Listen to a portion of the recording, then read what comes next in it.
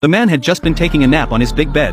But when he woke up, he was suddenly horrified to discover that an emergency alert was being broadcast on the TV. Before he could figure out what was going on, a piercing scream suddenly rang out from outside. But when he rushed to the balcony to look, the scene before him left him speechless. A helicopter was roaring overhead, then lost control and crashed into a residential building. The sight nearly sent Jack reeling with fear, but the very next second, another wave of screams erupted from below. He scrambled to the railing to look down. Everyone was frantically fleeing for their lives, as if something terrifying were hunting them down. To make matters worse, his girlfriend was standing among the crowd below. Just as Jack was about to ask her what was happening, she lunged at an elderly man and began tearing into him with her teeth. Meanwhile, more helicopters were spiraling out of control. Just as Jack was panicking in terror, his neighbor burst in frantically, saying his wife seemed to have gone mad, and asking Jack to take him in. Before Jack could even catch his breath, the neighbor clutched his head to tend to his wound. Realizing the danger, Jack grabbed a knife for self-defense. At that moment, the TV began broadcasting breaking news. A zombie virus had broken out in the city. Once infected, people would turn into zombies within a short time. The neighbor saw the news as well. He desperately tried to explain that he wasn't infected.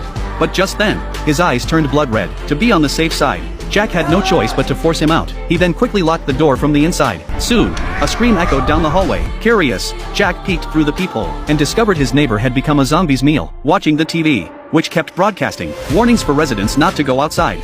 Jack seemed to realize the city had fallen. It wasn't until he pulled out his phone that he noticed his parents had sent him several messages early that morning. The situation in their city didn't look good either. Terrified, he hurriedly called his parents, but no one answered after trying for a long time. Realizing he had to take action to survive, Jack wasted no time. He dragged the fridge to block the door, then moved the bed from his bedroom into the living room, so he could keep an eye on the situation outside at all times. He then sealed the windows tightly shut, to avoid being spotted by the zombies outside. But even so, someone was still knocking at the door. So Jack held his breath and dared not move, fearing he'd be spotted by the infected outside. He thought he'd be safe as long as he stayed hidden inside.